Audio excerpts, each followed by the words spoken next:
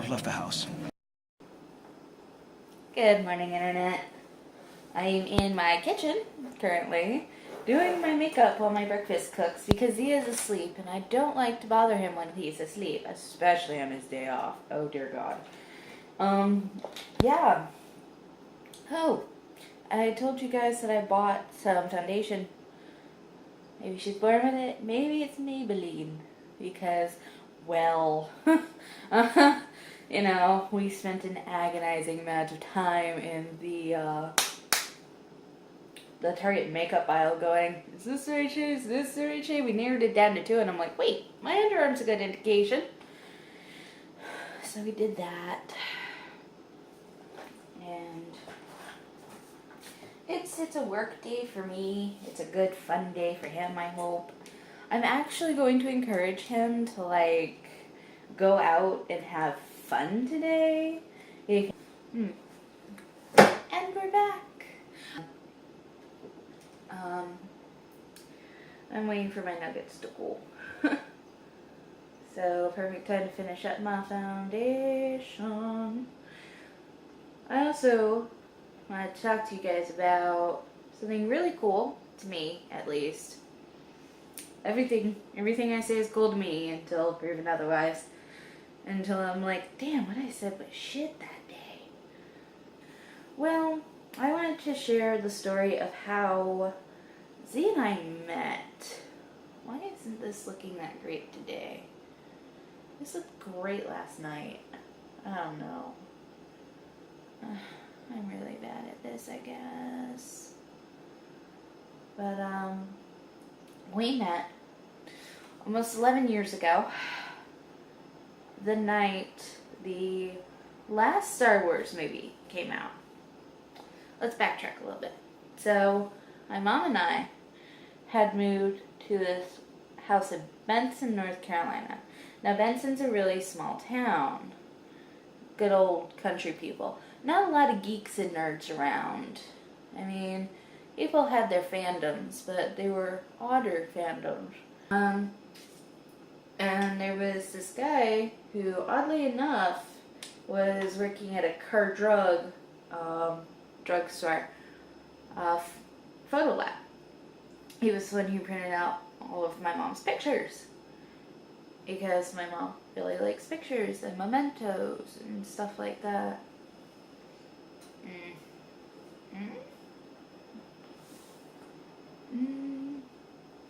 Looks okay.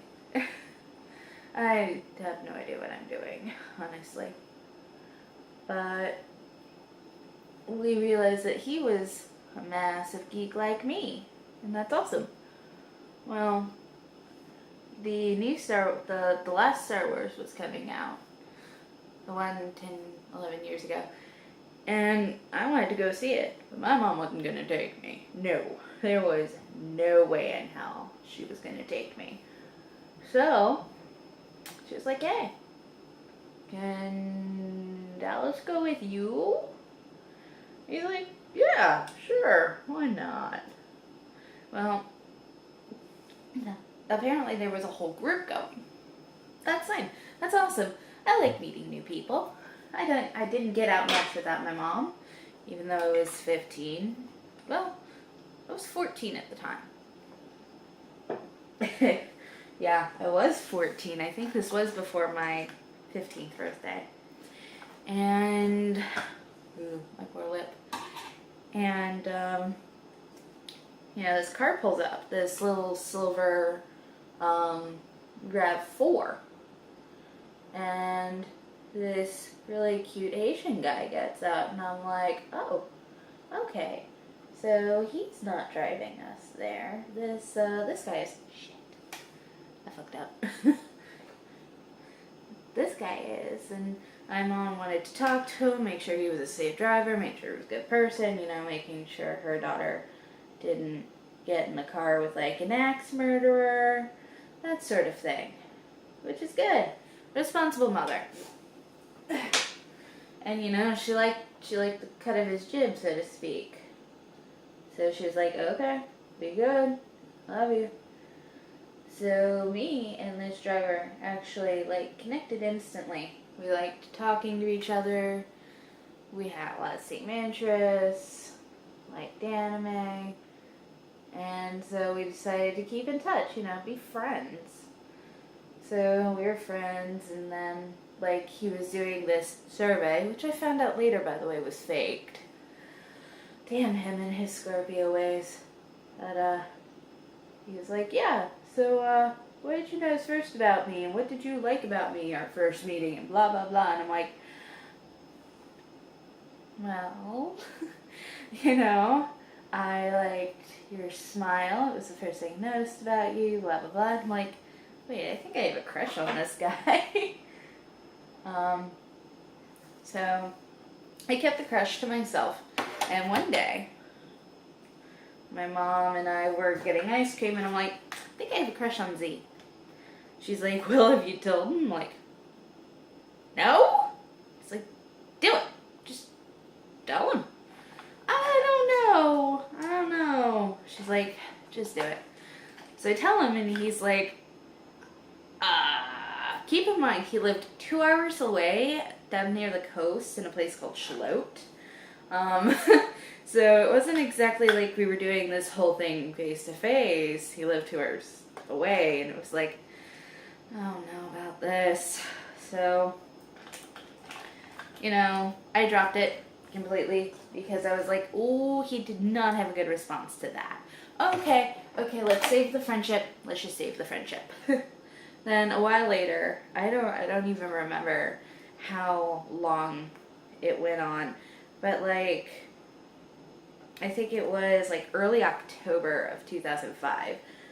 He was like, hey, I'm going to be down in your area in a couple of weeks, and I was wondering if you wanted to, like, catch some dinner and a movie. I'm like, Jesus, are you asking me out? He's like, yeah. I'm like, ah. So, of course, this is, again, all online. I jet upstairs, and I'm like, Mom, I need to go on this date. She's like, yeah, okay, that's cool. So, on October 22nd, 2005, Z and I went on our first date. And it was magical because we saw Mirror Mask and we went out for Vietnamese food. It was freaking awesome. And then we went on a second date. We actually got lost on our second date. It was hilarious. We wound up, we were going through Cary for something. I don't even remember. But we wound up in front of my old elementary school, and I'm like, why am I here? I fucking hate this place. Why am I here? Why must you torture me? This is kind of awkward on a second date. But, yeah, we stood the test of time, and many years later, here we are, about to have our second wedding anniversary. He's crazy, but I adore him. Alright, I'm gonna finish this up. I'm gonna eat my breakfast. I might wrap a present or two. Yeah, that sounds good. Okay. See you guys later. So, Dallas told me go out and experience the world type thing.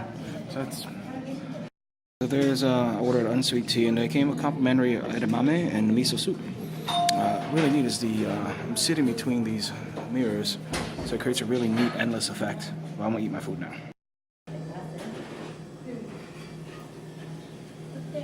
So this is their sushi bento. It's it's a variety of sushi, some slaw it looks like. Also got an appetizer for okonomiyaki, should be coming out shortly. Just want to take another good shot of that. That's good. This is kind of like a Japanese pizza / pancake thing. Things you see writhing about. They're bonito flakes. They're reacting to the heat. And it makes slow dance. It's one of the best parts. It's so pretty. I'm gonna destroy that. This is the aftermath of my meal. Well, actually, to-go box. I couldn't eat all that okonomiyaki. So much. Good pricing. It's gonna be about $20-something after tip. So it's pretty good. Let's see here. My friend and I, Chris, are making a We have 2 gallons of mead currently in this location, aging in the secondary, which just means that after fermentation, we extracted the alcohol into another container, and we're letting it sit to age to get out any kind of weird flavors and things like that, and let it build natural flavors off the yeast and all the other stuff that we put in there. Then the next, so in about 2 or 3 weeks, we'll be doing racking, meaning we'll be extracting the fluids from the carboy into bottles, and then we'll divide the spoils that way. So there's that. So I was just looking at the supplies they had. By the look of it, the bottles are going to cost about $20-something. Then the corks themselves are $5 for a bag of 30. And then we can actually rent a corking device, which is going to be pretty awesome. Because I don't feel like spending $70 on a giant ass piece of machine. I'd say giant ass, but it's a fairly large device, and I don't have the space for it right now. Excuse me. And yeah, so that's what we have. Actually, a really cool recipe that Chris's father actually suggested we try. It's called Joe's Ancient Orange Mead.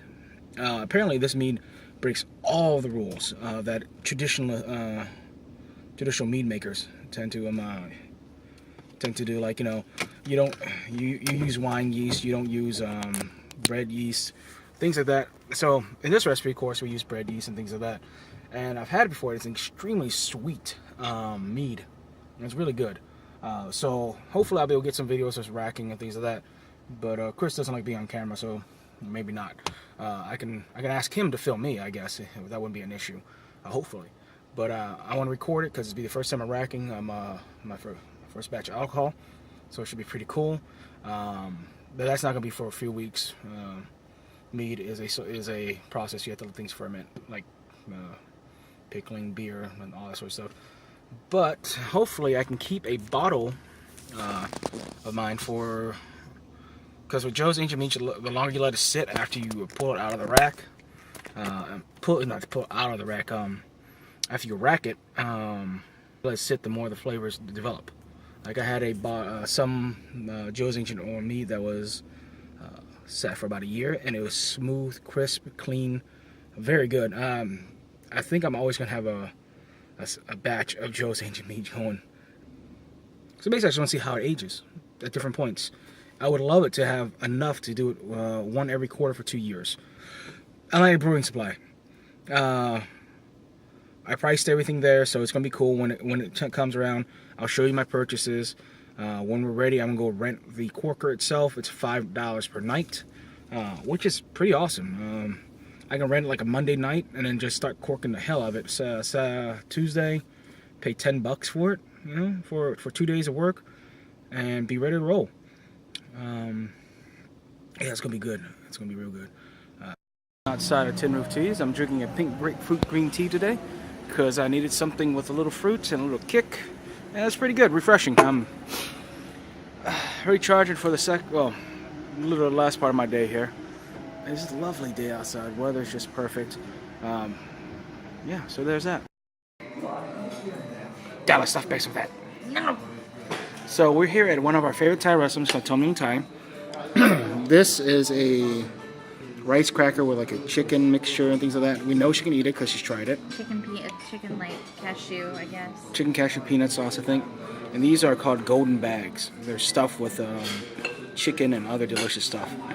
And it's just our appetizer. We'll be showing you more later.